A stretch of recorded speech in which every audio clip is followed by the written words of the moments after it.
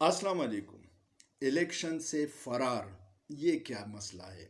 Election से फरार इसलिए है कि जितने सर्वे आए हैं उसके रिपोर्ट्स के मुताबिक 67% पाकिस्तानी इमरान खान के साथ खड़े हैं। ये वो सर्वे हैं जो ज़्यादातर लोगों तक नहीं पहुंच सके, लेकिन जहां तक उनकी अप्रोच थी उसमें 67% से ज़्यादा लोग इमरान खान के साथ हैं।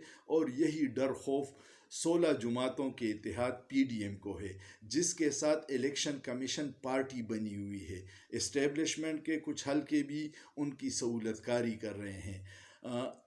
सुप्रीम कोर्ट ने 30 अप्रैल की पंजाब की डेट दिया था, लेकिन अब उससे वो भाग गए हैं और ऐसी तारीख दी है जिसके पीछे एक बहुत गुनाहनी साजिश है। अब 8 अक्टूबर का दिन रखा हुआ है। 8 अक्टूबर ये सोच रहे हैं कि शायद जनरल इलेक्शन का दिन होगा और पूरे मुल्क में एक ही दिन इलेक्शन हो जाएगा, लेकिन नहीं, इसके पीछे कुछ और मुहर्रिकात हैं। सदर मुमलिकत आरिफ अलवी 9 सितंबर को रिटायर्ड हो रहे हैं और उमर अता बंदियाल साहब जो चीफ जस्टिस हैं वो 16 सितंबर को रिटायर्ड हो रहे हैं। उसके बाद हमारे मुअज़्ज़ज़ चीफ जस्टिस काजी फ़ाइज़ ईसा साहब आ रहे हैं और मुस्लिम लीग नून के हल्के अंदरूनी खाना यही कह रहे हैं कि जब वो आ जाएंगे तो नवाज़ शरीफ के केसेस ख़त्म होंगे और हमें रिलीफ मिलेगा और फिर हम लंबे अरसे तक हुकूमत कर सकेंगे।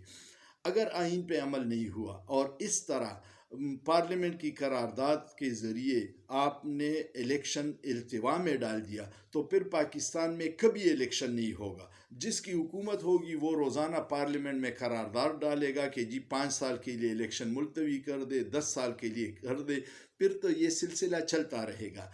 ऐसे मुल्क नहीं चलते, मुल्क आइन और कानून पे चलते हैं। मैं आपको मिसाल दूँ, तुर्की में ज़लज़ला आया, उसमें तकरीबन 55,000 लोग शहीद हुए, लेकिन तुर्क सदर तैयब एर्दोगान ने ऐलान किया कि 55,000 लोगों की शहादत के बावजूद इलेक्शन अपने वक्त पे होंगे। उसी खित्ते में 2 ममालिक और हैं, एक यमन है और एक शाम है। वहाँ पे इलेक्शन इल्तिवा में डाल दिया तो खाने जंगी शुरू हो गई और कई साल हो गए वो मुल्क उस खाने जंगी से नहीं निकल आया। अवाम के पास सिर्फ एक वोट की ताकत होती है जिसमें वो अपनी पसंदीदगी या गुस्से का इजहार करता है। अगर आप उससे वो छीन ले तो फिर उसका गुस्सा किसी और तरीके से निकलता है और वो खाने जंगी की तरफ जाता है। हमारे मुल्क में बदकिस्मत ये है कि पुरअमन एहतजाज पे भी शेलिंग और रियासती जबर और तशद्दुद होता है। कल आपने देखा होगा कि फ्रांस में 20 लाख लोग एहतजाज कर रहे हैं और पुलिस ने एक शेल नहीं फायर किया। उल्टा बहुत सारे पुलिस ने ये किया कि जी हम अपने अवाम पे गोलियां नहीं चला सकते, न शेल फायर कर सकते हैं, हम अवाम के साथ खड़े हैं, उनके मुतालिबात सही हैं। वो वीडियोज़ आपने देखी होगी जो सैकड़ों की तादाद में पुलिस अवाम में गुल मिल जाते हैं।